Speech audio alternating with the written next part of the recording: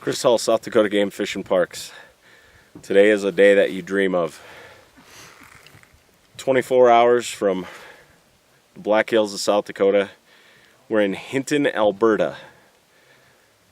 We are here to capture and transfer 25 bighorn sheep back to the Deadwood area of South Dakota.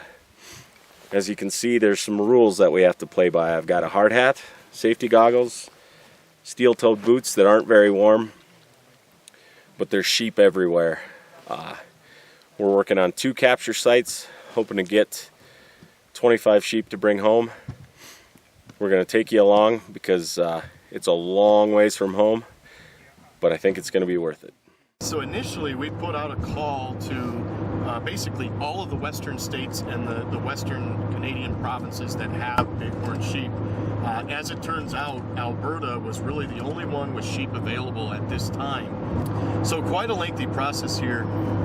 We do need to obviously cross into another country, and to be just plain about it, we're bringing live animals back into the United States.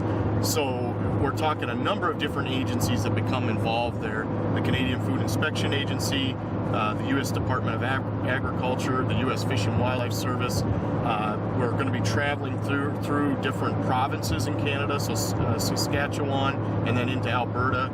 And so with all of those different states and countries and provinces involved, there's quite a lot of paperwork. And so the process really started about a year and a half ago, where we started initial discussions with Alberta to determine just how many sheep did they have that they could offer to us, and then what would be that final number that we would bring back.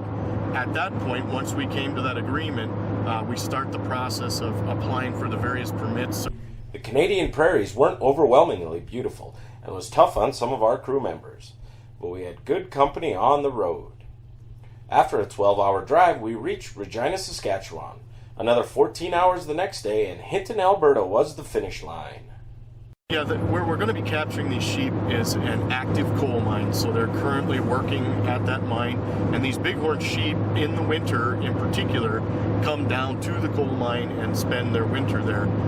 So the coal mine is perfectly fine with these sheep, and they understand that this is good habitat for bighorn sheep. An awful lot of work that went into this beforehand. John Canton did the majority of it, and that was on the phone, calling the Canadian authorities, the mine site, as well as the provincial game people, making sure we had all the permits lined up in advance, talking to our own USDA, Department of Ag, to get permits to bring the sheep back into the country. Then it was a lot of getting the equipment ready. We had to pack all of the blood vials, radio collars, blindfolds, hobbles, net equipment, everything, get that all in order, double check, make sure we were all ready to go.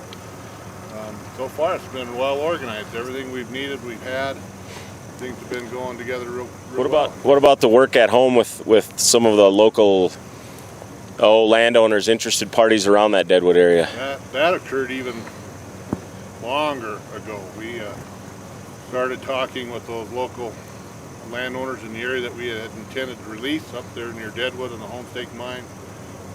We had staff basically going door to door, talking to these people, telling them what we had an idea of doing. Did they have any concerns, objections? We were surveying the area to see if there were any domestic sheep or goats there that could pose a potential disease issue. So there was a lot of that work went on prior to even contacting Alberta and, hey, can we come and get some sheep? Over 400 sheep relocated from this mine and the Greg River mine over the last 20 years. We have a surplus. They're a healthy herd, and the province and yourselves, South Dakota, applied for it, and the province, determines who can get them, and Sure. And we just help with access and some of the logistics. Sure. After completing the day's preparations, the Hinton Chamber of Commerce welcomed us to town. Visions of bighorns dancing across the Deadwood Hills filled our sleep, and bright and early the next morning, the crew and volunteers had a capture meeting. Our job is to liaise with the mine in Alberta and South Dakota to bait the sheep, like get all the hay, select the sites, bait the sheep, get together a volunteer participant list for the mine so they can get everyone through the gate. There's quite a lot of work. Yeah. The capture this time is going to be a drop net capture. So what we've done is worked with local staff here in Hinton, Alberta, to bait these sheep into specific areas. So South Dakota is bringing our own nets systems, and what we'll do is set those up actually tomorrow. These sheep will be baited underneath of the nets, and they're really large nets, so 60 foot by 60 foot and 50 foot by 50 foot. So we can get a number of sheep under there, somewhere between 50 and 60 sheep under those nets. And then with the push of a button, we can release those nets and drop them on top of the sheep. And that's really when the rodeo starts.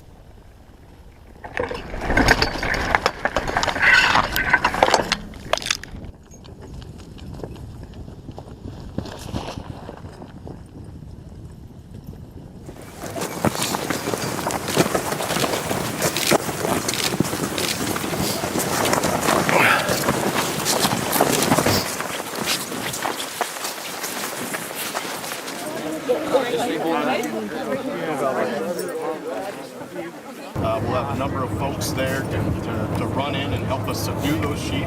The first thing that we'll do is put a blindfold on them, so that helps to reduce the stress and calm the animal. We'll also hobble them. We'll tie their legs up so that they can't kick and thrash. And from there, just start to work them up with radio collars on and load them into the trailers. So yeah, 15 people from South Dakota going to Hinton, Alberta here. The purpose for that number of people is to make sure that the capture goes efficiently, and really what we're striving for is to go fast. We want to work these sheep up as quickly as possible to reduce the amount of stress, get them loaded in the trailers, and get them headed back to South Dakota. Vets will work on blood draws, swabbing, and vaccinations. We'll have one person in each crew that records data, so it's very important that we document exactly what we get here. So the sex, age, the sample numbers of these sheep as they're loaded into the trailers. We have yet another staff member that will work on radio collaring and ear tagging the animals, ensuring that they're marked properly and that we have everything we need for the research that will be conducted when these sheep are released in South Dakota. After being worked up, the sheep are loaded onto one of 2 GFP trailers. The sheep travel surprisingly well, even eating and drinking while in the trailer. This trailer is made for Canadian officials seal the trailer and the crew is ready. A quick stop to prepare the blood for the Canadian and American governments is the only thing keeping the crews from hitting the road again. The crew drives non-stop through the night to reduce stress on the sheep. Come morning, Portal, North Dakota, home sweet home, the good old USA is in our sight. U.S. officials break the sealed trailers and inspect our cargo. Then it's on the road again, driving across North and South Dakota to reach Deadwood by early morning. Now, obviously, we're going to target younger ewes, and the reason for that is because they'll likely be pregnant, and so we get bigger bang for our buck, if you will. So if we have ewes that are pregnant, come spring here about May, they're going to have lambs at the release site where we release them in South Dakota. So that's good for a couple of reasons. One, we get more sheep because obviously they're going to have those young. But two, when they have those lambs at the release site, that helps to ensure that they might stay in that area and stay where we want them there at that release site in South Dakota. So after 6 long days, 1,300 miles one way, the sheep are now in their new home, close to Deadwood, South Dakota. They're in an area that's very similar to where they came from. The release went well. They looked happy, healthy, smiley, if sheep can smile. And we'll be keeping close tabs on them with a grad student and some of our game fishing parks employees. Every sheep has a radio collar. We'll be checking on them quite often, see where they're using on a day-to-day basis, see where they go to lamb, see where they go in the spring, summer, and fall. So hopefully we'll be giving you positive updates, and it looks like a good start and a bright future for a new herd of bighorn sheep in the Black Hills of South Dakota.